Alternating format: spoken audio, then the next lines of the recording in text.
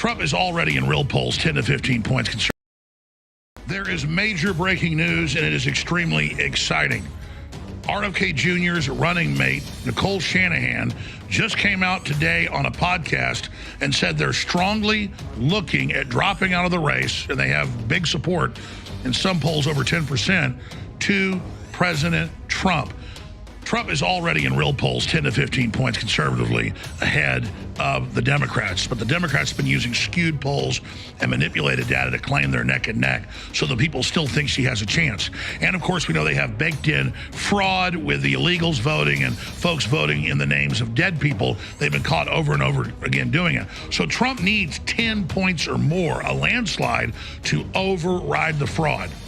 If RFK comes in and full-throatedly and full-heartedly endorses President Trump, there is no way Trump would be winning by at least, conservatively, 20 points nationwide, 15 points or so in battleground states. Those are the numbers. This would add, conservatively, 6 to 10 points immediately with RFK Jr.'s supporters. Now, if you wonder why this is happening, Trump and RFK Jr. have been friends. They've gotten along. They've not really attacked each other. But the Democrats have savagely attacked RFK Jr. They've tried to keep him off the ballot. They've demonized him. And, of course, they have denied Secret Service protection to RFK Jr. when both his father, the Attorney General, and his uncle, the President, were murdered by the deep state. Imagine RFK Jr. as the Attorney General. I believe he's a man of integrity and a good person and someone that wouldn't work with the deep state to assassinate Trump. So he's also a major insurance policy for President Trump. A lot of folks are pointing out that Trump could be building a superstar dream team with Elon Musk, J.D. Vance, RFK Jr., Tulsi Gabbard, and more. So again, this is so exciting. This story is going mega viral everywhere. We need to see RFK Jr. on the campaign trail with Trump, with Vance, and by himself and with Tulsi Gabbard. They can also make all the rounds on Joe Rogan and Tucker Carlson again. They can do X Spaces with Elon. They're talking about bringing in Elon to the administration, obviously, with the Office of Government Accountability and Efficiency. This is just awesome. People know that there is no future of security or safety or stability or freedom under Kamala Harris. They know that she's been installed. She didn't get one vote in the primaries.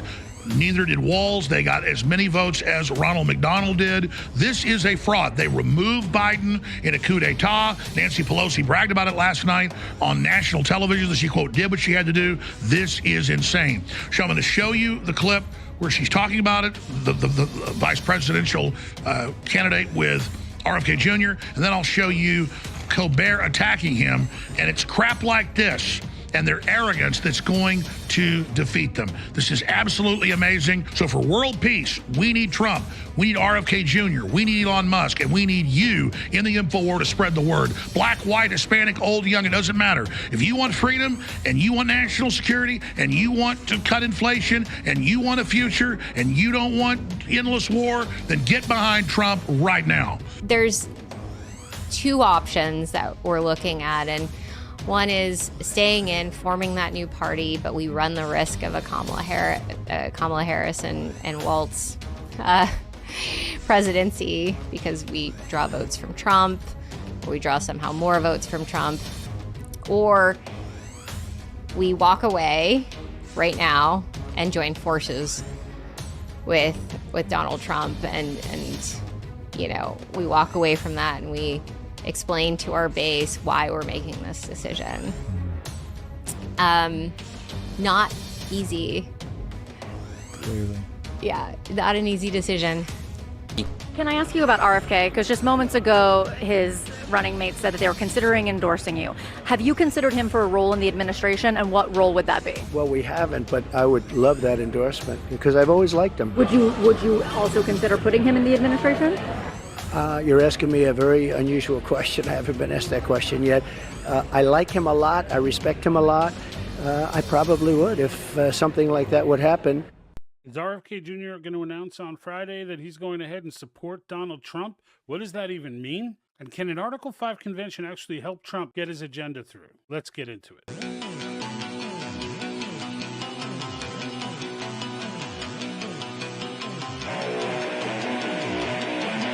Doesn't anyone notice this? I feel like I'm taking crazy pills! I don't want you to ride. I don't want you to write to your congressman because I wouldn't know what to tell you to write. I don't know what to do about the depression and the inflation and the Russians and the crime in the street. All I know is that first, you've got to get mad. Is the whole world gone crazy? Am I the only one around here who gives a shit about the rules? You have the luxury of not knowing what I know. I want you to get up now. I want all of you to get up out of your chairs.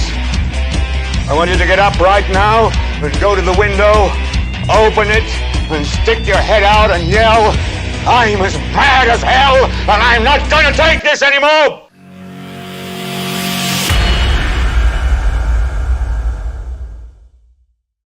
Hello, everybody, and welcome to another live event here on Thursday night. Just as a reminder for everyone, I will be on every Thursday at this time, 5:30 Pacific time. And I would ask everybody who's watching now or is picking this up on the later recording to head over, if you're not there already, to X and give me a follow there. I could really use the help. I'm gunning for, I started recently, a few months back, to try and get this train moving on X as I'm getting hounded and harassed by other platforms, and I want to just kind of get into the freedom zone. But I have so many followers over on Facebook that I don't want to just let them go. And, another 1,400 or so on YouTube, and then like 680 or so on Rumble. So either platform, actually both platforms, Rumble and Twitter or X. But please do me that favor. And then just as a heads up, because I never say this, but I am starting to see some action in my t-shirt stores. So all of the t-shirts that are worn on the show are available at thepatriotthinktank.com. There's a link to my Etsy store there. Article 5 shirts, Make Civics Great Again, one of my favorites. There's the Yuri Was Right for Yuri Bezmenov shirt. So a lot of cool stuff. Head over there. You could support me by purchasing one of the t-shirts. Okay, so I want to get into this RFK Jr. piece because I find it fascinating. Just from the standpoint, actually, give me a second, folks, because my chats are not popping right now, and I'm trying to make sure that I'm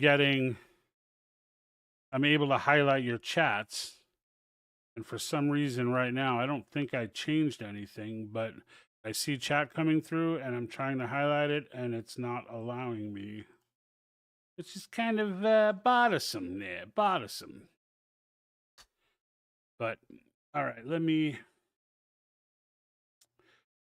try this on a different scene real quick. There is major breaking news, and it is extreme. We'll get rid of him. We just saw him. Nothing crazy there. But yeah, it's not allowing me for some reason to feature chats. I don't know exactly what's going on there, folks, but I'm going to keep messing with it while I'm talking, just to since I am the one-man show here. But Curtis, I see you over on Facebook.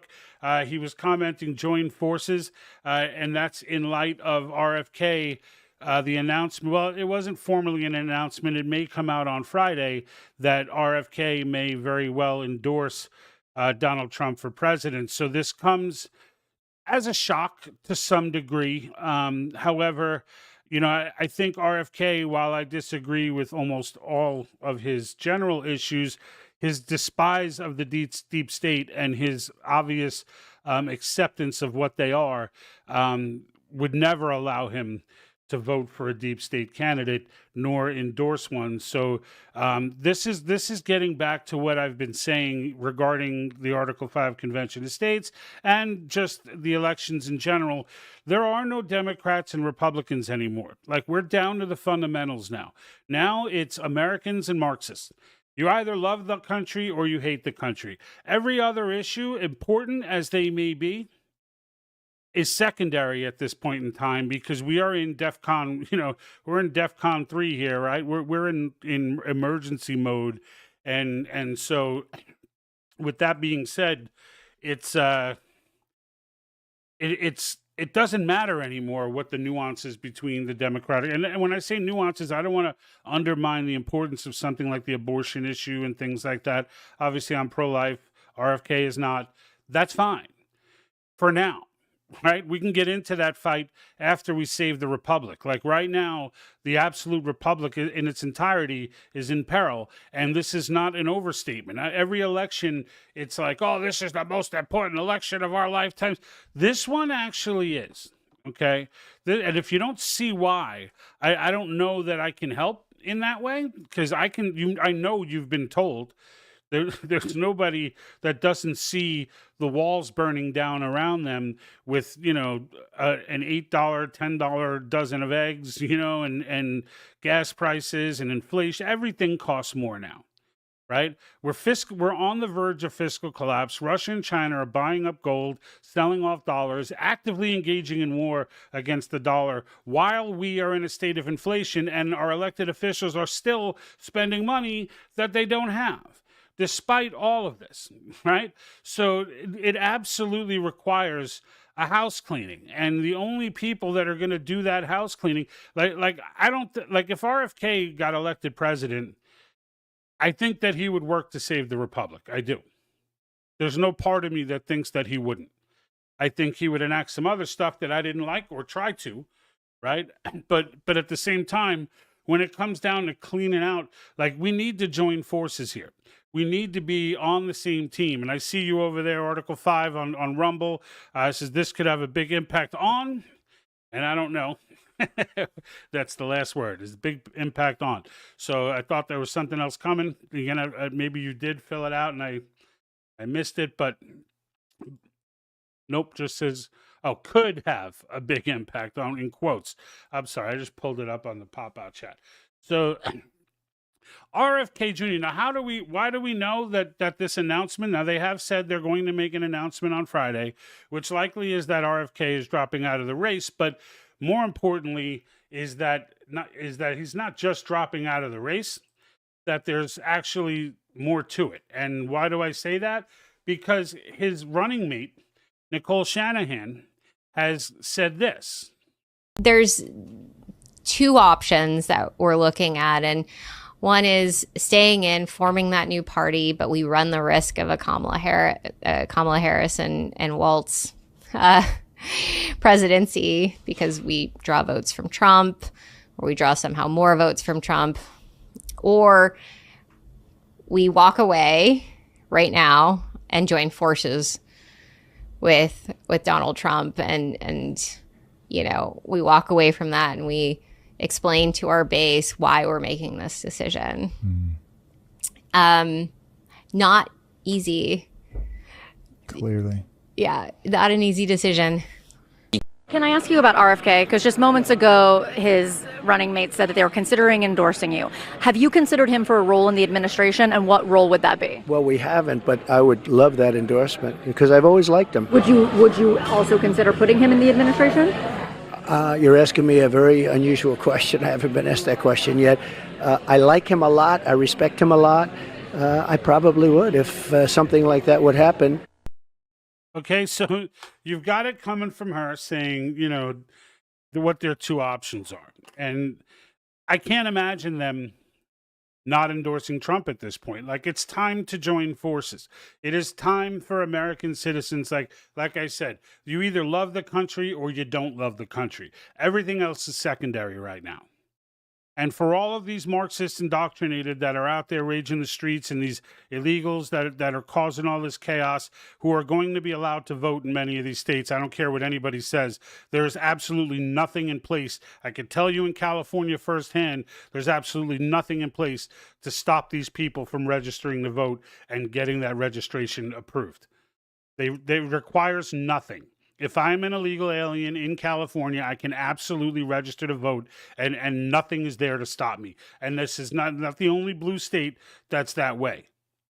All right, so the fact of the matter is, despite all of that, it's going to take every single ounce that we have in this election cycle to overcome what's coming. All right, we've already put monkeypox on the bingo card, right? The potential for election fraud is already on the bingo card. There's quite a bit. There's a new one too. I just posted to, as I follow the World Economic Forum, just to see what their latest, their latest psychosis is. And there's actually a new virus that they're talking about as well. Not new, but new compared to, new to the news, right? So new to the cycle. And so they've got a lot at their disposal. Deep state, the globalists have a lot at their disposal. And we're all, if you're like me, you've been expecting something bad to happen before, you're still expecting something bad to happen before this election happens or shortly after if it ends up in a Trump victory. And they have quite a bit in their toolbox, right? And really this rolls up to the CCP. So I would not be shocked if Trump wins this election, that the CCP turns around and announces the yuan is now backed by gold. They've been buying gold in massive amounts for years now and are ramping up that ability. So are the other BRICS countries, in particular Russia, and Russia not nearly. They don't have enough gold really to fully back it, but they can turn around and cause some severe chaos to the United States dollar. All right, and it's all of these years of people saying, don't keep selling debt to other nations. Don't keep selling debt to other nations. It could come back and hurt you. Well, it could come back. It's about to come back and hurt us. All right, because they're selling off dollars and they're buying gold. All right, and so as long as that continues, while we're in an inflation state, while we have people like Biden and Kamala spending through the frickin' roof, and House Republicans authorizing more spending, right? So it's not like House Republicans are off the hook. 100 Republicans voted, not one, not two, not a handful, 100 voted for that last crazy spending bill. And the fact of the matter is, it just cannot continue. We all know this. Brian Kroll, I see you out there, Ultra MAGA Patriots Forever. He says Trump 2024. I think we're all Trump 2024 now, right? You're seeing numbers. The black vote is turning. That never turns. That never moves. More than a couple of percentage points, maybe. It was upwards of 28% last time I checked and climbing. Everybody needs to pull together for this one. All right. Now, my estimates based on a Rasmussen poll that came out a few months ago or a couple of months ago, they had him up by 10 points. It's the only poll that had it like that, but Rasmussen's always been the only poll I trust, and it makes more sense than excuse me, than saying that Biden and Trump were neck and neck.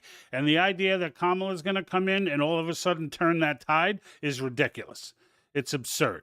And internally, the Democrats know this. The DNC does its own polling. They know damn well that these polls are fake, that they're trying to portray that she's tied or it's close or whatever. It's nonsense. It's not close. It's not close, but that illusion needs to get painted in order to try and get whatever, so everything looks legit when it's over. And that's, that's something that means for us to really win this thing, it's got to be almost by more than 10 points.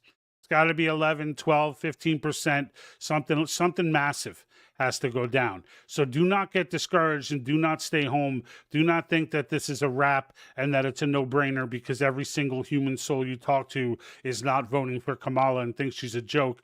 Do not take that for granted.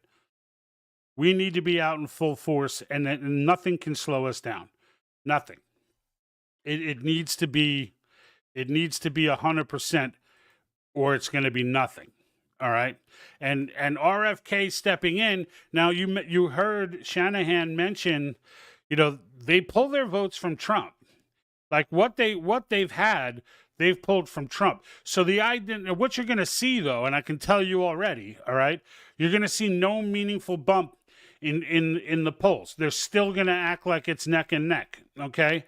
They're not going to be like, oh, well, since RFK, who holds about 10% of the vote, they're trying to downplay him now and be like, oh, it's only 5. They've been playing with these polls forever. He was at 10% for the longest, and nobody's leaving RFK for the deep state. Nobody.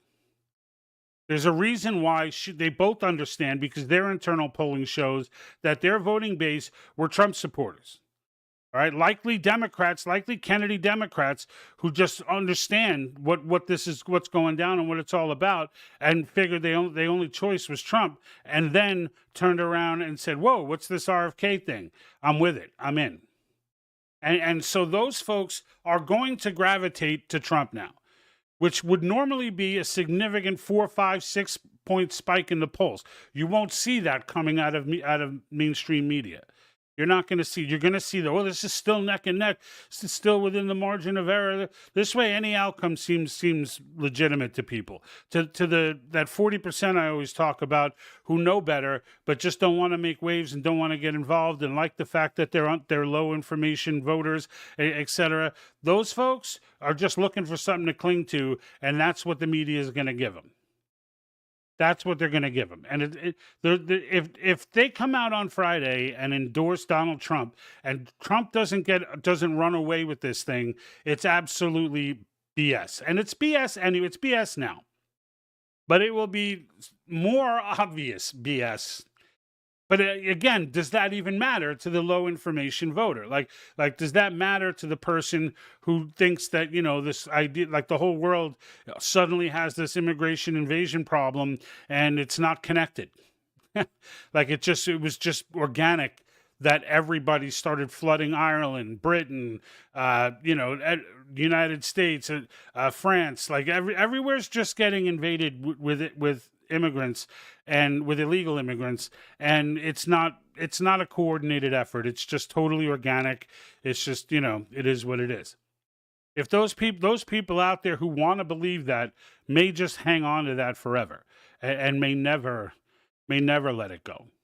And we just need to forget those people right now, because you're not gonna turn those people. Those people in their ignorant heads think it's like a 5-year-old. If I just close my eyes, it'll go away. If I just close my eyes, I can continue to just live my day-to-day life. I just got a promotion at work. Things are going well. I don't want to get involved with this, blah, blah, blah, blah, blah, blah, blah. And then one day, they don't have that great job, and they can't, and because they can't afford them, and things start to go to crap, and now suddenly food becomes unaffordable, and we become Cuba, where we wait online for 3 hours unless you've got your own cow. And I know many people have been making those investments in previous years, but unless you got your own cow, you're online for milk. Unless you got your own cow, you're online for meat. Unless and the list goes on, right? Because now we're Cuba. We cannot allow this to happen. This is something. RFK's endorsement could be huge. And I just hope that this is the option that they choose. I don't see another option that they could choose while staying with their morals. And I do think that RFK, if for nothing else, is a moral man. I think he believes in things that I don't believe in, but I think in the end, he believes that this country is a force for good.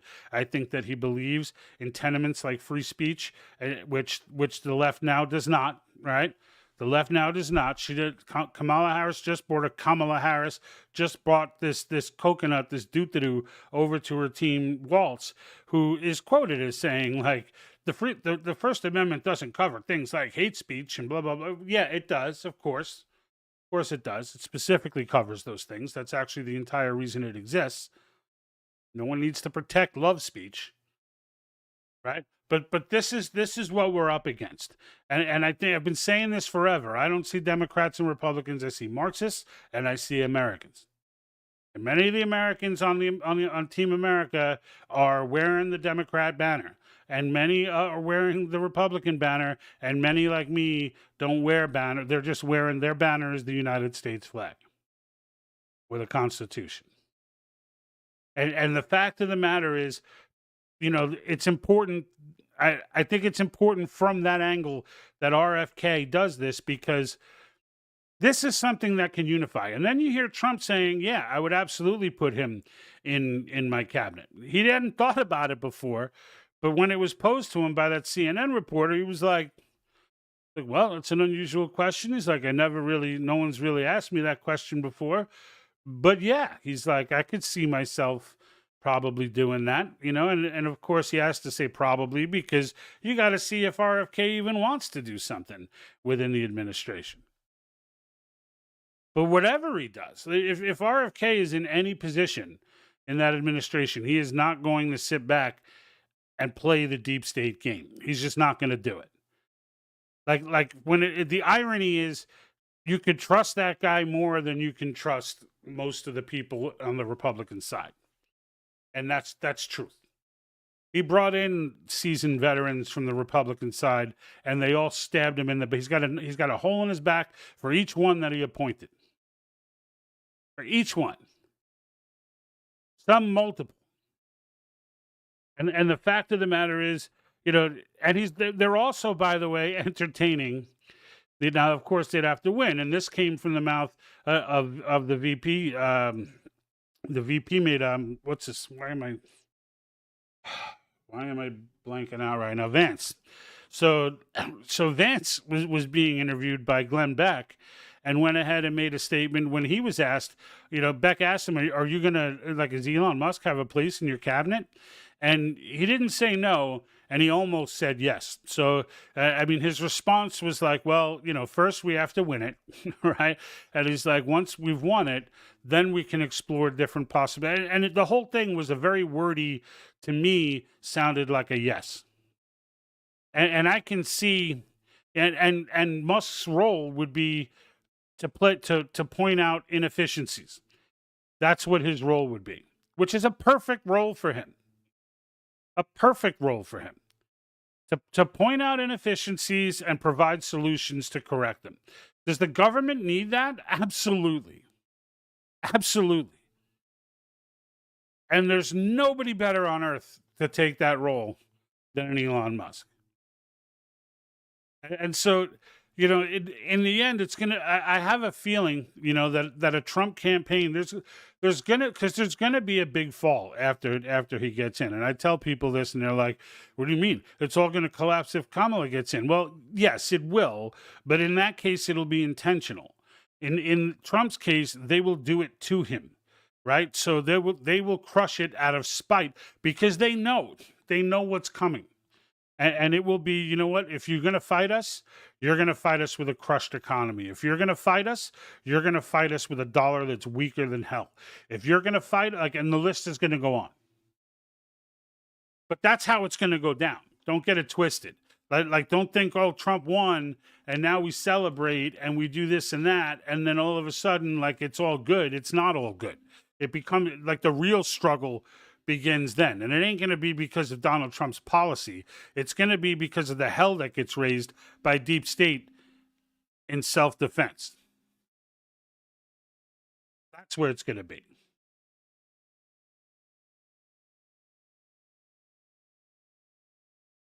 Yeah, I'm not sure why I'm trying to highlight these comments, guys, but I just can't, for some reason, it's just not coming up. And there's nothing I could do about it. Messing with all the controls here. Everything's set up right. It's showing up in the other windows. It's all good, but it is what it is. Article 5 over on, and I believe that's Mike, over on Rumble. Shared this everywhere. George sent you a signal message. All right, we'll get that. And I hope the signal message isn't, your audio's not working. Oh my goodness. But I appreciate that. I appreciate all the shares. You guys, I talked about it last week, the struggles I've been having, the false flag that was sent to me by Facebook that was saying, your post is false information. They wouldn't tell me what post. The fact check they included had nothing to do with any post I've done in years. I have no idea what the post was, but I did notice the part of it that said your distribution may be slowed down if you're posting false information. So that's their building of an excuse and a reasoning as to why I can't get distributed, which is why I'm moving to X. And X has now surpassed the Rumble following, and it's gone to, it's now at 730, I believe. So the goal is to get to 1,000. So anyone that can help me there, I absolutely appreciate it, because I am definitely trying to, I don't know if it's, You know, I know some of the same folks come over and they're kind of jump on Thursday nights, but then there's other folks, you know, I don't know who's getting the notifications and who's not. I know it's not many people because Facebook has not, they're giving me like 58 impressions. I've got 18,000 followers almost, and they're giving me 58 impressions for a live event. And it's because they can't pre-screen what I'm going to say. So they don't like that idea. So they go ahead and just don't tell anyone that I'm out there. Then they wait a couple of years of not telling anyone I'm out there. And then they start sending my followers notifications asking them if they want to stop following because they haven't been to the page in a long time. It's such BS. It's such BS. And I don't have the energy to fight that fight, so I just want to move to the land of the free and make X the mainstay. So it's going to take a while to build. It took a while to build. You know, Facebook built kind of quickly. You know, YouTube was much more slow going. I only got like 1,400 followers there, but I completely stopped paying attention to YouTube. So there's that. But I still stream there for those. I still stream there for those 1,400, and it's been at 1,400 for like a year now, ever since I stopped paying attention. But I guess that's better than dropping to, you know, to 100, right, or something like that. So I'll take it, but I still stream there for those people. I see I got a few people watching on YouTube right now, 2 or 3. Usually it's 0, so that's getting better. 0 or 1, so that's getting better from a YouTube standpoint. I hope you guys got notifications to watch. But, you know, just to go back to RFK for just a moment, and then I'm going to move on to this other topic about Trump's fiscal agenda. You know, I'm curious to know, you know, whether you're watching this live or you catch on to it later on. I'm curious to know, you know, what you guys think the impact. Do you think I'm on target with this? Am I on target with the idea that we need to join forces, that it's not about Democrats and Republicans, it's about Americans and Marxists, and you know, we put our differences aside and we bring this one home, and then we go ahead and argue afterwards. Right? Then we go ahead and we can argue till we're blue in the face afterwards. But if you're not okay, I mean, if you're a human being that's not okay with men using the women's restroom, right? If you're a human being that's not okay with, you know, drag queen story hour for children, if you're a person who's not okay with, you know, with all of this, with the Hollywood scenes, right, and the constant barrage of subversion, really is what it is, right? Where they, every single show, like, nobody can have a male lead, a white male lead. Nobody can have, which I don't care that a lead is not a white male. Denzel Washington's one of my favorite actors, but and there are many others. But in the end, the fact that, you know, like, Liam Neeson can't get work anymore, like, or if he does, he can't get an Oscar, right? Like, what's going on with this? Right? So if you're tired of the woke TV, you're tired of the Disney, you're tired of the pedophilia, you're tired of all of it. If you're just sick of it all, and you see that the world's gone crazy, and you want to push the pause button or the stop button, then the election is a clear choice. The election is a clear choice, and RFK knows that. And coming over to support Trump, to me, is that bridge, right? It's that bridge that we needed for the classic Kennedy Democrat who is a sensible American, who is coming around and realizing what has been going on and what has happened to their party. And you know, whether it's the fact that they didn't get to elect the candidate for the last 3 cycles, that could be what put them over the edge. Maybe it's the pornography in middle schools, you know, maybe, whatever it may be. All of these people that know it's all lunacy, it's time for us to band together. And that's my message on that. And I hope to God that RFK comes out on Friday and endorses Donald J. Trump. I hope to God that that's the case. And those of you who have been watching me for a while, I have not always been a diehard, you know, I mean, I've always liked Trump. I've never had a problem. I actually loved him when I was a kid. I grew up in New York City. Trump was always in the news, always for something good. But like Trump was always in the news, and you know, and I love the guy. So did the mainstream media and everybody else until he ran as a Republican, right? But like, I'm still critical of some of his policies. I'm still critical, but I put a lot of it behind me, especially after the assassination attempt, which, by the way, seems to have been forgotten, right? We don't even like what happened. What happened? So is that it? Like it was a young kid, solo shooter. That's the narrative. Guys live with it. We're investigating. That's what we're looking at. And it just pisses me off that that's the case. It just pisses me off. Darren Wayne Smith over on Facebook says parties are as fake as they can get. Everyone, sorry, I can't show the comments today, folks. I don't know why. Parties are fake as they can get. Everyone's bought. These two candidates stand out because of the fact that we are finally sick of it. It could legitimately be argued that the United States doesn't even have a real government. You know what? That's not far off, Darren. I mean, it's not that it's not a real government.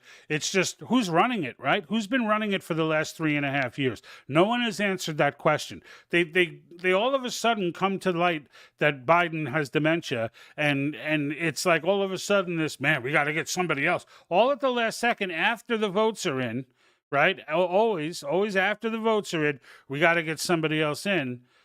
But the fact is, we all knew, any sane person knew this man had dementia 3.5 years ago.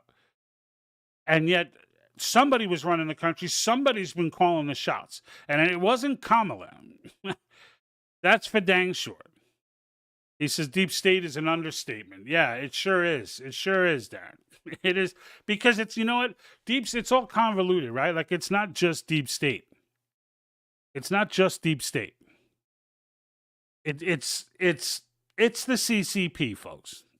Like, I don't know how many other ways to articulate this, but everything evil in the world going on right now is ultimately driven by the CCP. Right? And these deep state characters, while real as they may be in these three-letter agencies, they're all being governed by these political powers, and these political powers are all being governed by the CCP. And it's all compartmentalized, and these deep state folks think that they're, you know, in their heads, they think that they're actually, like, protecting national security, and like, they believe this shit. They do. They believe this stuff. But it's all nonsense. It's all nonsense. James Donovan says Cargill. Who's Cargill? Am I missing that? I'm not sure. James, if you could clarify that over on YouTube. But all of this eventually rolls up to the CCP. WEF, all of it is all. WEF rolls up to the friggin' UN, which frankly takes orders from the CCP. When the WHO, when COVID came out, China told, the CCP told the WHO, no, it's not transmissible to humans in the early days. And the WHO knew it was. People in Taiwan were screaming from the highest rafter that it was transferable to humans. But they just didn't listen. They were given an order and they took it, and they went out and announced to the world at that time that it was not transmissible to humans. Only later to renege and be like, oh shoot, it is. Well, after China had successfully let tons of people fly out of China, nobody was allowed to fly in. But they let them all fly out. They had no problem with that. No, they're running the show. And this has been going on for 70 years. And Trump is the right guy to stop this crap show that's been going on. And they know it.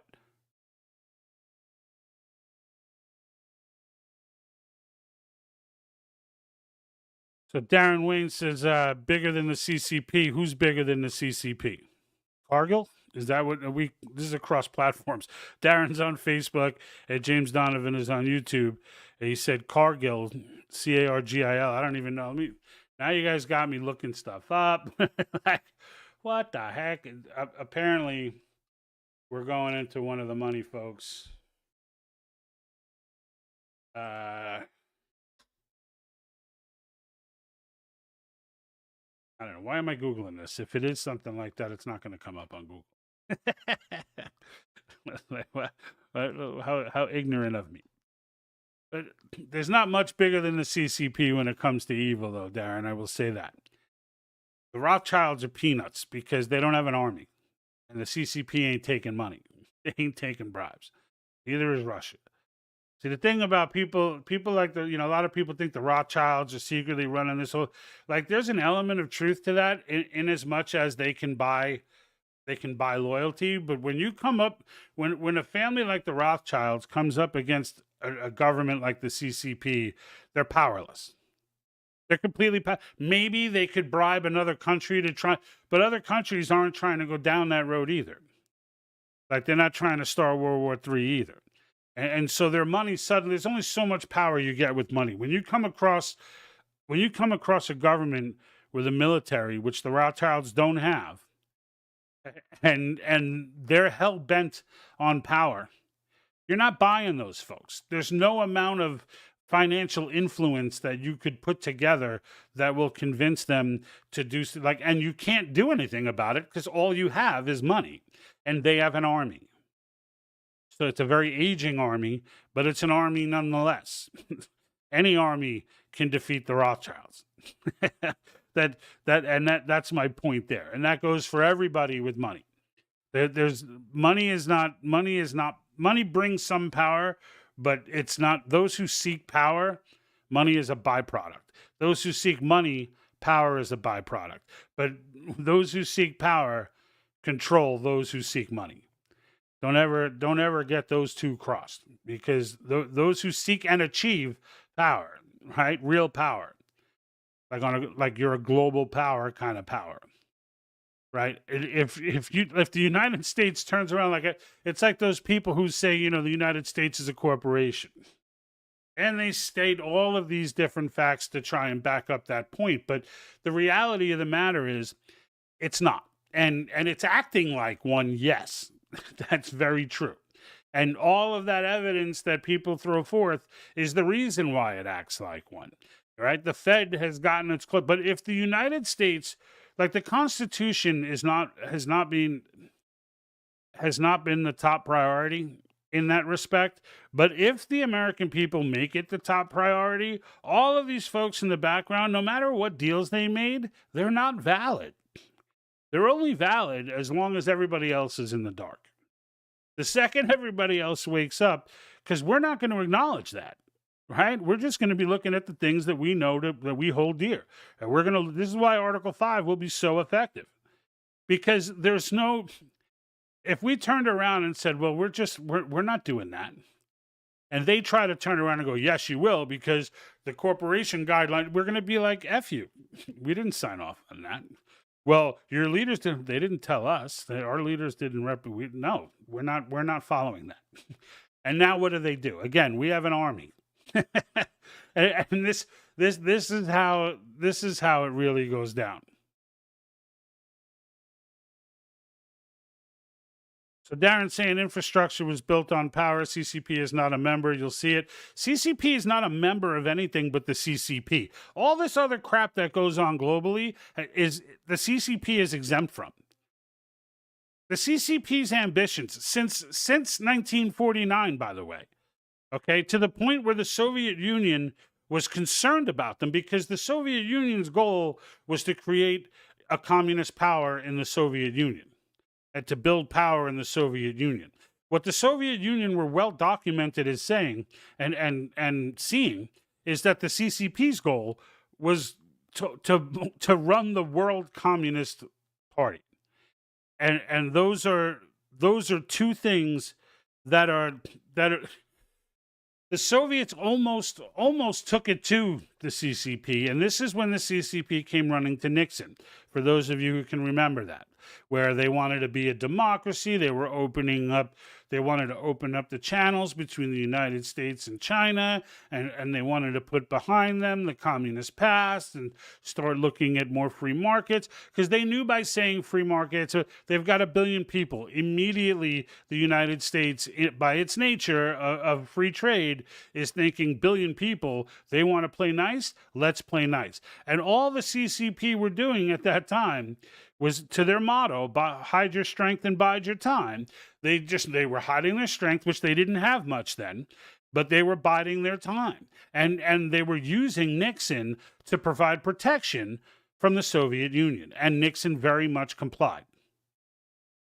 Very much complied. And the Soviets then were held off. But the Soviets were incredibly worried about the CCP even back then. So when the position the CCP is in right now, look, they're not nearly as powerful as they appear, but they're incredibly disruptive, and their goal is to take us down.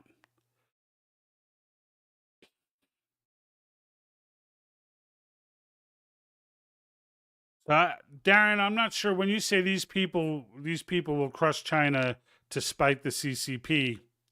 Like, I don't know who these people are, because the CCP ain't worried about them. I could tell you that.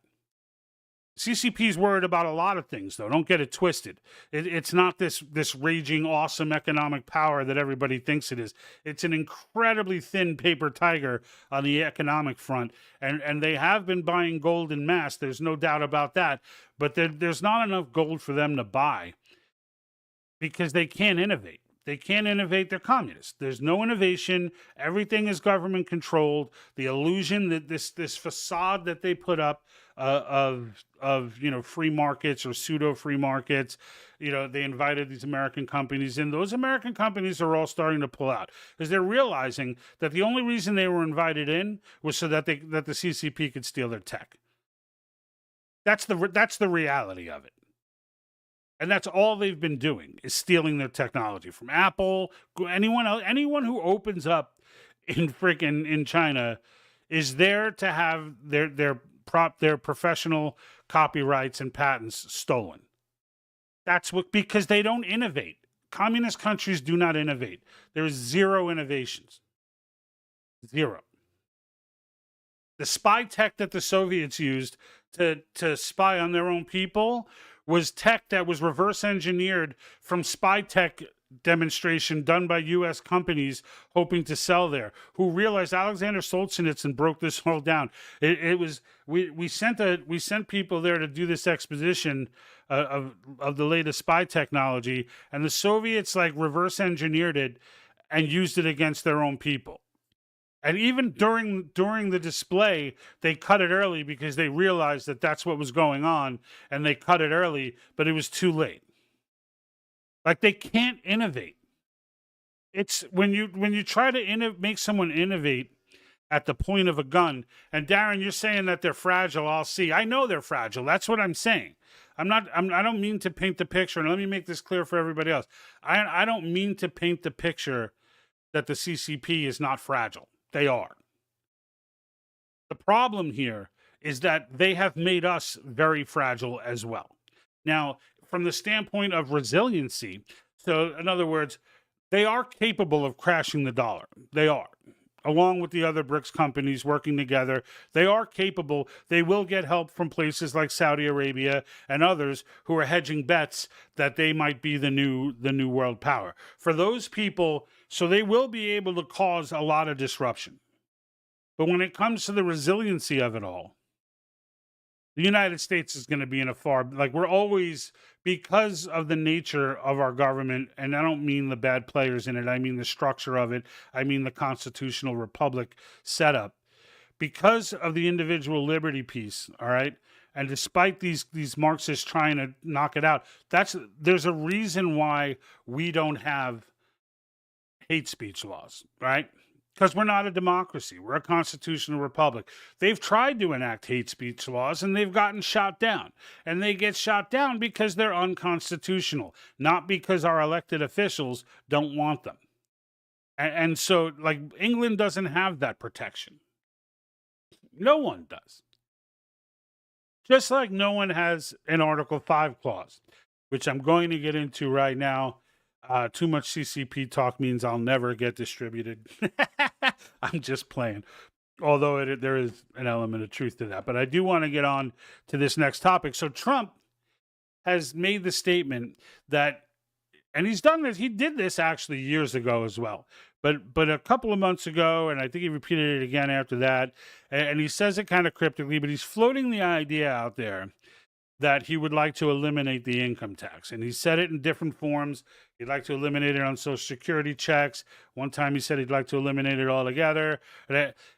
I want to do this as well. Of course, this would require a constitutional amendment, which brings me to Article 5. Now, J.D. Vance is a signed-on supporter of the current Convention of States movement. All right? So he's all in. All right? And whether or not he's going to start bringing it up on the campaign trail. What is this? Hold on.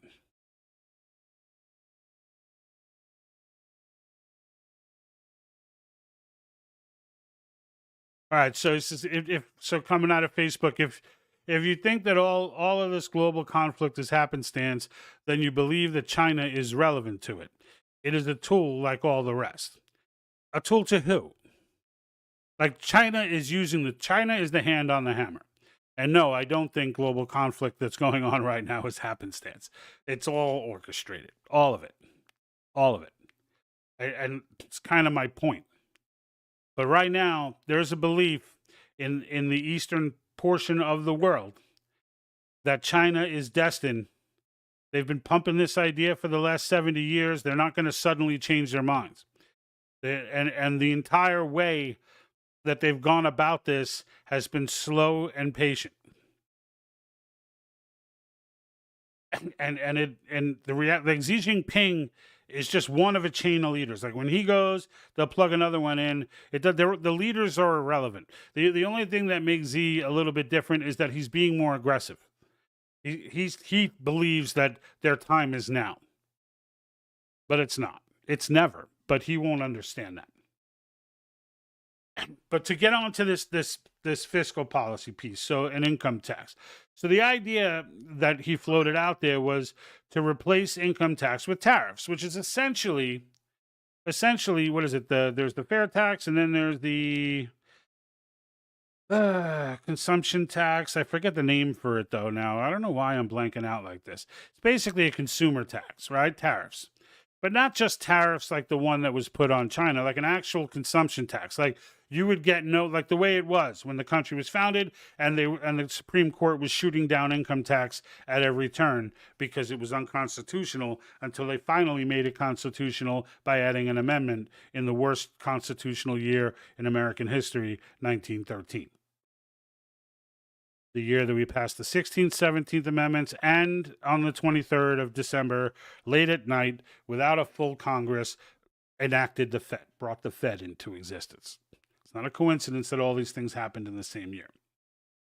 But the fact of the matter is, we can overturn under the current calling of a convention of states. So for those of you who are new to the channel and you don't know what a convention of states is, under Article 5 of the Constitution, it's the article that explains how the Constitution can be amended. And there are two ways that it can be done. The way that it's been done in the past exclusively was Congress, 2/3 of the House, 2/3 of the Senate. They vote on the proposed language, and then they give it to the states for ratification, in which case 3/4 of the states, 50 states being 38 states, need to ratify it for it to become a part of the Constitution. So the second way is the way that we've been focusing on. And this requires nothing from the federal government. In fact, they have to sit and kind of watch this whole process take place.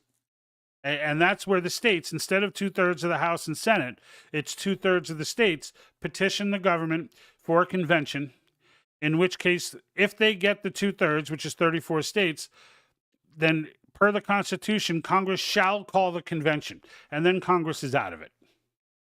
That's it. Not Congress can approve the convention. Not Congress can consider the convention. They shall call it, and which means it's done. 34 come in, it's done. 19 are already done. 19 petitions have already been put out there. We're more than halfway there, if you didn't know. And the topics for this are term limits, fiscal restraints, and government overreach. All right. Now, under the fiscal term limits is pretty self-explanatory, right? It's term limits for all government officials. All right. That's period. So no longer just the president. It would now be all of Congress, their interns, that creepy guy in the deep state who never gets elected. He's always just below the director, who walks every director through how the game is played and what they're going to do. Those people. Term limits on all of them. All right, that's what it's for. Second one is fiscal restraints. So we're talking balanced budget amendment. We're talking overturn of the 16th if we can pull it off. If Trump calls for the overturning of the 16th Amendment, if he calls for that and endorses a convention of states, local legislators will respond. They will respond. All right. Right now, what's taking so long to get this completed is that it's never been done before, and there are a lot of organizations from left and supposedly right, from Soros, like Soros and the John Birch Society, have almost joined forces here. Not formally, but in message, they both show up at the resolution debates and side against it together. And they do it on the fear-mongering side of saying it's all irrational nonsense, where they're saying it's going to be a runaway convention, no one can control it, as if there's no historical precedent for conventions, as if like we're too stupid to figure out how to run a convention. And they argue because the Constitution doesn't make it clear how these conventions will select delegates and how it doesn't make it clear because it's none of the federal government's business. It's up to the states. And it would be a lot of freaking paper, a lot of parchment paper to sit there and pretend and project what all 50 states, or at the time 13 states, were going to do, especially when the states have the right to change that whenever they want. But the states would basically, after 34, the states would then they would select delegates or commissioners, okay? And those commissioners, they can select as many as they want, but each state gets one vote. It's not done by population. This is a convention of the states. All states are equal, and they're all sovereign. So Rhode Island has as much a say as California, as it should be. Because California, even though they kind of share interests, maybe a better example, would be, Texas has the same, or Florida has the same say as, say, Oregon, right? So the bottom line is, though, it's one vote per state. You could pick as many delegates as you want. They're only there to debate on the language and what the proposal would look like under the restriction of these three topics. All right, they go to convention, probably take like 6 months, maybe even longer, to hash out proposals.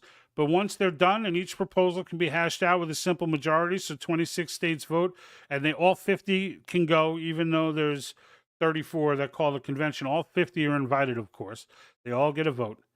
And when they get in there, they propose these amendments, and once they're done, they hand those amendments over to the states, who then ratify. Now, this process only involves state legislatures. The governors are not involved. Certainly, federal government is not involved. The president, Congress, Supreme Court, no one's involved, except the local legislatures. Why was it this way? It was this way because this is how the republic was designed to work. The idea is it's the people on the ground, right? If you have a gripe, you don't go to the president of the United States with that gripe. You go to your local legislator. And the state legislatures then handle those gripes. So if we're going to have an alternative method for amending the Constitution, which was specifically designed for this situation, it was specifically designed for a situation where the federal government has run out of control and needs to be corrected by the states, right? Federal government is the child of the states. This is how the states give the spanky. This is also how the states overturn the Supreme Court. Like, the Supreme Court's decisions are not the final word. And the government power that it currently enjoys, most of it was given to it through a long history of bad Supreme Court decisions. I could point to the Commerce Clause and drop the mic. But the fact of the matter is, we can go in, call this convention, pass things under these concepts. There's not much we can do about the border under this particular convention, but the beauty of this process is we could just call another one. Like, the eventual goal here is that when the people are pissed, we call convention, threaten what we're going to threaten, and the government just yields. And if they don't yield, then we actually hold the convention and force them to their knees. Like, people don't realize the power that we have. So when Trump says, I want to repeal, he doesn't even say that. He just says, he makes it sound like he's going to do it. Like sometimes I don't think he understands the office as far as what the powers are and aren't. But in the end, he says, he wants to repeal it. He doesn't say repeal. I'm sorry. He says he wants to get rid of the payroll tax, which it's unclear when he says that if he's talking about just the employer's portion of the payroll tax or everybody's. Okay. And he's kind of, like I said, he's kind of floating these ideas out there. But the fact of the matter is, if he endorse a convention of states after taking office and fire up the people to either convince their local legislatures to not sign the petition, but to pass the resolution under these three topics, or remove that local politician. And this is the beauty of doing things locally. It's not hard you can remove a local legislator fairly easily if you're a motivated public. If you're a motivated public, you could show up at the primaries in force, and there are far more of you than they will ever be able to bus in to get themselves back in office. That's just real talk. Again, the beauty of why the Republic was designed to run from the ground up. Okay, the power truly does rest with us. And if Trump wants to get some of these things done, right, he has issues with regulatory agencies. Well, government overreach will be heavily focused on that very thing. Right? And these are things, and he can petition his issues, right? He could petition his issues. Hell, if we get, you know what? If we got the Congress, if we got both houses of the Congress in, he may even be able to persuade him to just propose it the traditional way. But I don't want to see it happen that way. I want to see it happen this way. Because what's important about this particular process, all right, is that once it's completed, and the groups like JBS and friggin' Soros groups and the National League of Women Voters and the Publius Holders and all these other coconuts that come out with their fear-mongering, when they're off the table, when they're gone, because the process has been completed, they no longer have an argument at that point. This is a major muscle flex for the people of the United States. It's a major muscle flex. It changes the relationship between the government and the people forever. 200 years from now, which is probably how long it will take them to find a generation dumb enough after all this to still buy into Marxism, right? It'll take them that long to redefine it all before the people start sleeping at the switch again and taking their freedoms for granted again. But in the end, this changes everything. And imagine a world where they stand up, a federal official stands up and talks about, well, the American people want this and this and this. And one of those, like Obamacare, right? It was well over 50% of the public did not want this. He stands on a podium and tells them, this is what the American people want. And you got to just take it. You got to just take it. But imagine he said that. And all of a sudden, a convention petition starts forming. And there's 2 states on and 4 states. And suddenly there's 6 and 8. Gets to 15 and building steam. There's no way that bill ever passes. There's no way. There's no way. Like, that's power. That's how you have individual liberty. That's how you run things from the ground up. And that can't happen until this process goes through. Even if none of the amendments got ratified, and I know some will. Term limits will. Most states already deal with term limits for their state legislatures. That would be a softball. And it would be supported by about 80% of the population. A balanced budget amendment also, some version of, would absolutely go through. There's no doubt in my mind. Other ones like single subject amendments, where they can, if you're going to pass a bill, it needs to be on a single subject to destroy the ability for omnibus bills. That can absolutely be done under fiscal restraints. Absolutely. Right? No more lizards on treadmills and the mating habits of Japanese quail while under the influence of cocaine, both real government projects that we spend millions on. No more of that. because now they'd have to pass. If there were a single subject amendment, now they would have to pass the lizards on treadmills bill or the Japanese quail cocaine sex habit bill and put their name on that and own it. You know, that's not going to happen. Right now, what they do, well, I know that's ridiculous, but if we were going to get this money for veterans, then we had to do it. Like, those days will be over. You got a veterans bill, you can't have anything in it but veterans. That's it. Ryan DaCosta over on Facebook. And folks, if you're replying to someone else, I don't, you know, it just shows up as a comment to me, but Ryan DaCosta saying Brandon Howland. Not sure who that is either, but it could just be my own ignorance. I don't know. But I do think that we have a unique opportunity right now for Donald Trump to own this. And I don't think we're going to hear about it until after he gets to the presidency. But if he sits down and really thinks about how he can eliminate income tax, that's the way to do it. You got to overturn the 16th Amendment, and the convention is the only way that's ever going to happen. And I'm sure when he hears term like these are topics that both, like, we need to capitalize on this while Democrat Americans and Republican Americans are on the same page. We need to, when I say that, understand the context. It's there are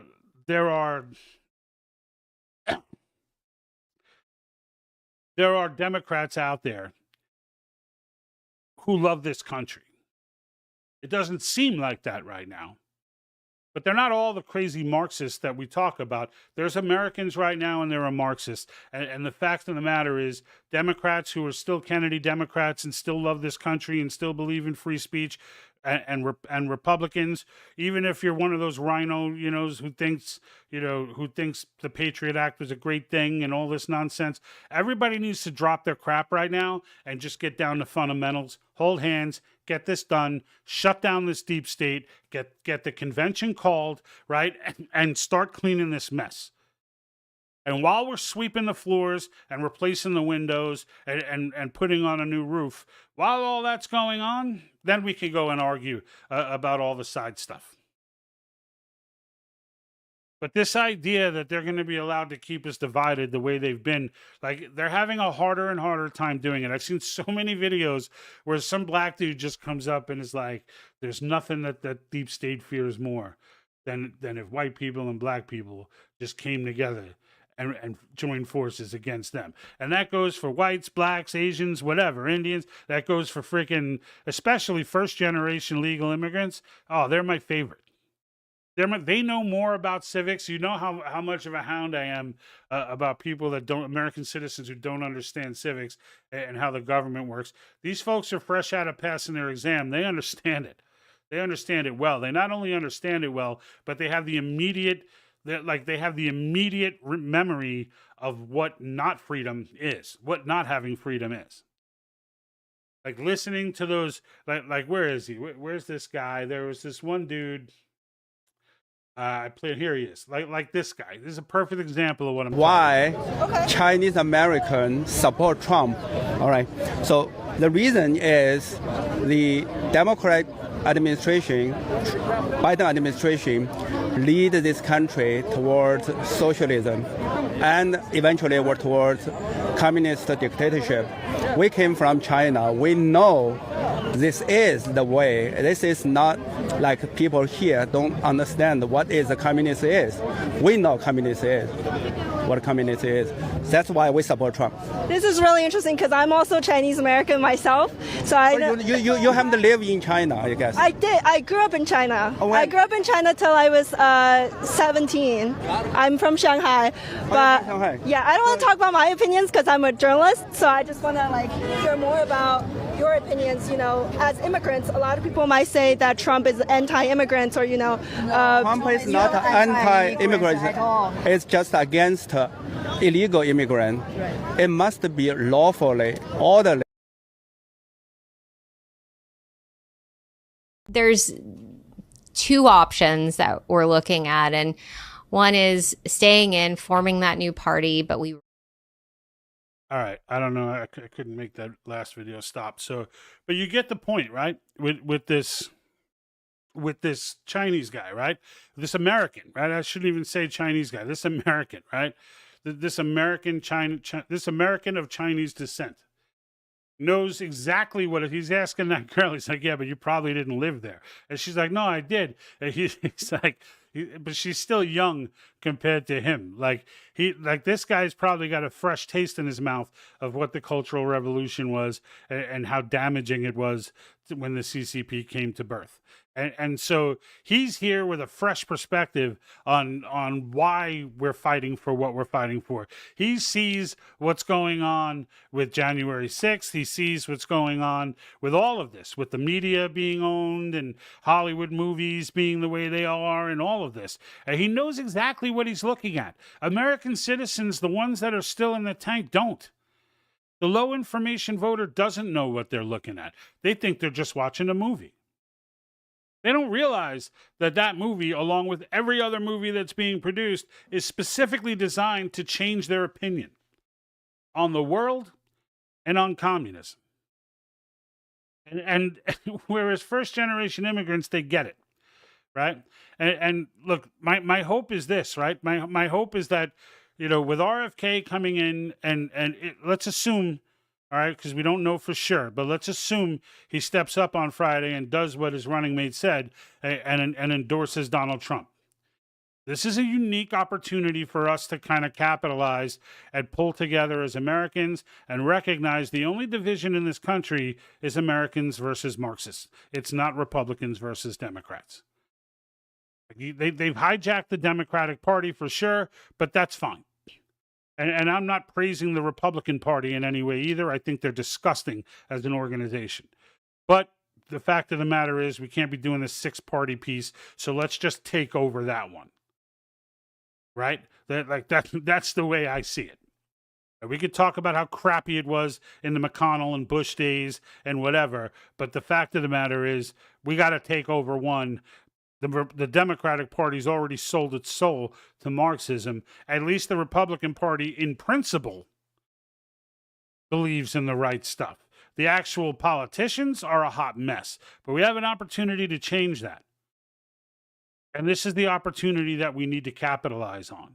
And you know, let's just make sure we put everything else aside. And if Trump turns around, because like I said, J.D. Vance is already he's already a pledged supporter of the Convention of States movement. Trump is not. And I forget what Mark Meckler said when it was posed to Trump, but the way that he said it was he wasn't against it. I think in the end, he didn't understand it, like many Americans. He just didn't understand it. And there's probably people on his own team who are like, oh, this could be dangerous. You don't want to touch this right now. And Trump just was, all right, yeah, I got too much going on. And he does have a lot going on. So, but in the end, when he wins, like this is what J.D. Vance has to carry that torch, and then he needs to carry that torch with him.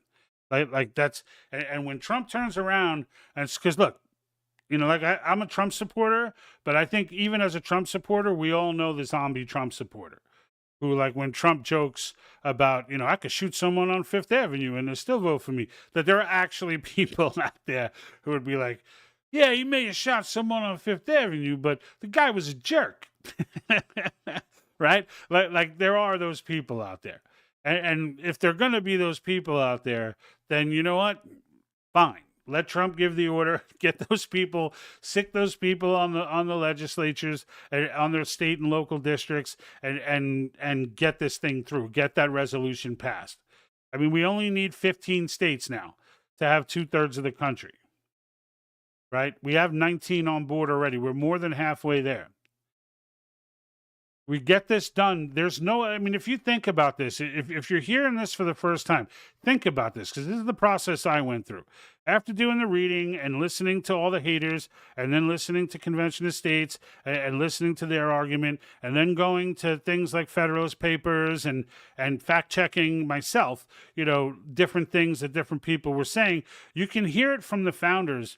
You know, Federalist Papers 40, because they constantly accuse They say, oh, it's going to be a runaway convention. They think the first convention, the actual constitutional convention, was a runaway convention, and that they weren't authorized to go and do what they did when they absolutely were. But like, and that's demonstrated through Federalist Paper 40, and you'll go down that path. Like I advise you to. I don't want you just taking my word for it. There's plenty. I can point you to the haters, and I can point you to the direction of the actual knowledge. And you will learn what these state legislatures have been learning. You know, of the 19, I've seen about 6 or 7 come over, and I can tell you that the 4 that came over 2 years ago all at once, all of them had someone sponsoring the bill who previously was against it and then read their way. They all said the same thing. I was against this, and then I read my way into being in support of this. And that's the key. Because it's never been used before. People don't understand how it works. But when you read it and you understand it, and Rob Nadelson, I believe it is, had wrote The Law of Article 5, which is a great book that breaks it down. All right, so that's another one you can look at. Brian Howland over here says, Brian DaCosta, I'm not sure how anyone could be excited enough to vote for a clown as president and a coward as VP as Tim Walz.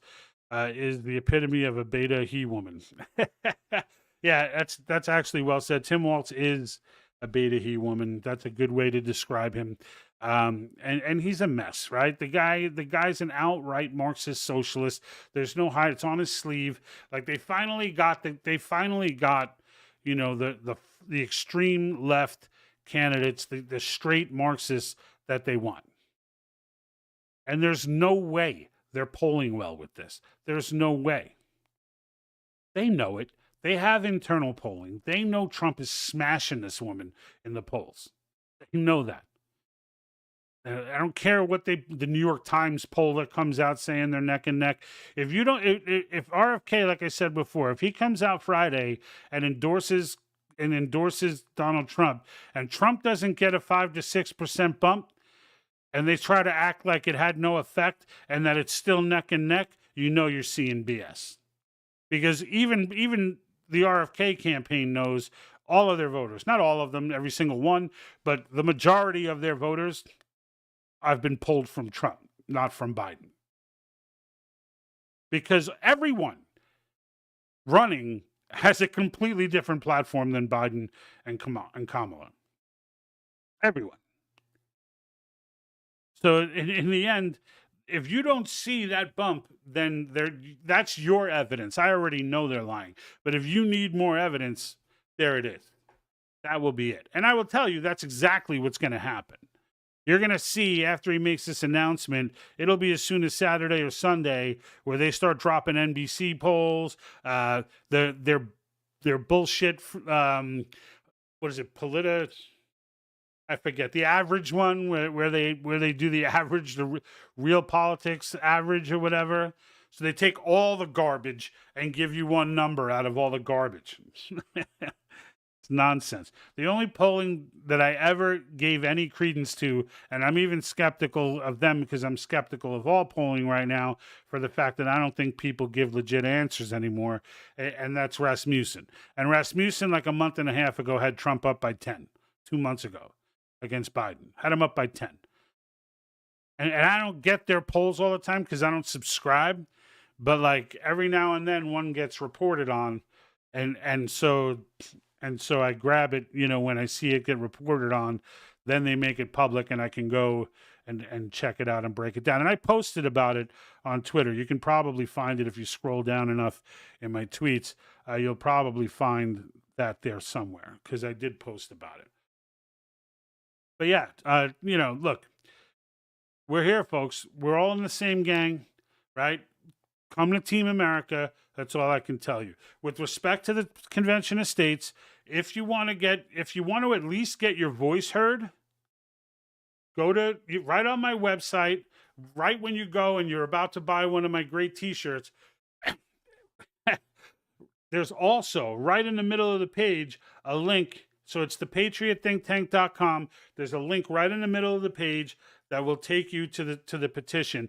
And what happens is you will have a letter generated to your local legislator Or you put in your information where you're at, and then it's going to dig up who your legislator is, and then it's going to send a letter to that person to let them know that you're in favor of convention of states. And my task to you would be to find at least 10 people, right? We're all like-minded now. Let's face it. We're all in the same freaking gang, right? I mean, when we're talking about topics like these, right? Who's in disagreement with this? Everybody's got 10 friends that would do this. Walk them to the site, get them to click the link, fill out the petition, and then if you can, and I highly encourage you to, is click volunteer. Even if all you could do is a social media warrior. Even if that's all you can do. Because they're going to insist that you educate up on this, right? Because if you're going to be a social media warrior and the fearmongers start coming at you, they want you to have the legit arguments to come after them with. But if you have friends out there who are questioning this, or you talk to them and they're like, oh no, I heard that's dangerous, blah, blah, blah, dial them in to the broadcast. I will stop any Thursday night, any broadcast period that I do on any topic.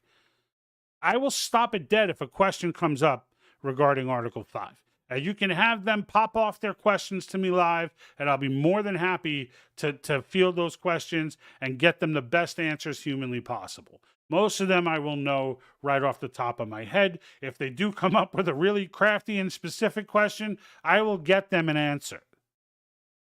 I am passionate about getting people educated in civics, folks, in particular in this particular movement, because it is the only solution. It's it. There's no other process. We've exhausted all options. Once elections, it's not even once elections went. Once the federal government became so structurally broken that no matter who you elect, so let's say the elections aren't fixed and we correct that and everything is legit, it doesn't matter. They're going to go into the machine and they're going to get converted. They're going to get caught into a culture of freshman senator, sophomore senator, junior senator. Oh, well, he's a senior senator and you're a freshman senator, so you can't say anything it's like nonsense. The people that elected that freshman senator want change, and they didn't put him in there so he can go to high school and wait 4 years to be able to do something. There's nothing in the Constitution about junior, freshman, whatever. That's all cultural bullshit that these people started years in. It's all nonsense. And term limits just fixes it. Right? But that's not how the government's designed to work. But that's how it works, right? And once you realize that no matter who you elect, they're going to get eaten by the machine. And if they don't get eaten by the machine, they won't be able to get anything done because the junior and senior senators and House people are going to stop them from getting it done because they control committees. They control all the avenues that your guy that you brought in for change would have gone to try and get something done. They're all closed. There's roadblocks in front of every one of them. It's broken. And the only way to fix it is through constitutional amendment. That's it. It's the people fixing it directly. And once an amendment is put in, they're not easy, just like they're not easy to get in. What makes them awesome is they're not easy to remove. They're not easy. If we overturn the 16th Amendment and give everyone their money back, if we went ahead and put in property rights where it was illegal to seize someone's property over a tax debt, that once a property was paid in full, it cannot be taken by the government for any reason whatsoever. Imagine that amendment in the Constitution. They can still have their property tax, but if it's not paid, they need to find another avenue for payment. They can't seize the property. Because that whole concept in and of itself is unconstitutional and against the spirit of how this nation was founded. There's nothing more sacrosanct in our Constitution than property ownership. Nothing. And that's why Marxists hate it so much. Because they believe property is theft. And it's nonsense. All right. I think I'm done ranting. I had to kind of get that off my chest there. But if you just jumped on recently, please There's make sure. Well, 2 options that. Oh, geez, she keeps jumping on, trying to take over the show. So you see on there, follow me on X. That's what I was going to ask. If you like any of the T-shirts you see me wear on the broadcast, this one's kind of cool if you're a 5 supporter. The founders have my 6 by giving me Article 5. There's a barcode on it that you can scan to sign the petition, which is also pretty cool. But I also have some other ones. Make civics great again. There's one Yuri was right with a Yuri Bezmenov thing on there. And once you see, you cannot unsee. There's some cool ones on there. But definitely you can support the channel that way. So I definitely appreciate you. And I will be on. I did jump on last Sunday. I know a couple Sundays I said I'm going to try to jump on, and I didn't. Last Sunday I did jump on. So I do try to jump on Sundays. But I'm doing this with... and Ruben Rodriguez over on X is saying, what is that? I'm not sure at what point you said that, but it says 6:54, so that's pretty quick. But I'm not sure what is my shirt or. All right. Anyway, I'm about to dial out, folks. So make sure you check in with me. Watch me on Twitter. I'll be streaming every Thursday night, 5:30 p.m. Pacific time, 8:30 p.m. Eastern time. I have no idea for my international folks, of which there are many on Facebook, what times it is in your respective countries. I know we got New Zealand, Australia, UK, Ireland. We get quite a few. So, but you guys could do the math. Maybe just Google what time is it in California, and when it says 5:30. Otherwise, you can click the follow. You should really do this for every one of the networks, whichever one it is. Like on YouTube, it's a bell where you can hit get all alerts. X has the same thing. There's a bell, get all alerts. Facebook, it's a little more cryptic. You go to follow, you got to like drill down, and it'll be like alert me for live events. I only come on once, maybe twice a week, so I'm not going to blow up your notifications. Rumble, same thing. You can set in the alert for all of them. But Facebook and YouTube, if you don't, you may never get an alert. You could, but there's very few people that get alerts. So I would tell you either remember I'm here or set up the alerts to be proper. All right, folks, you can always message me as well on any one of those platforms. I'm probably most responsive to Facebook and Rumble right now, just because they're easier. I get easier alerts from them than the rest. But otherwise, I'll see you guys next week. Have a great day. I'm out. And like that,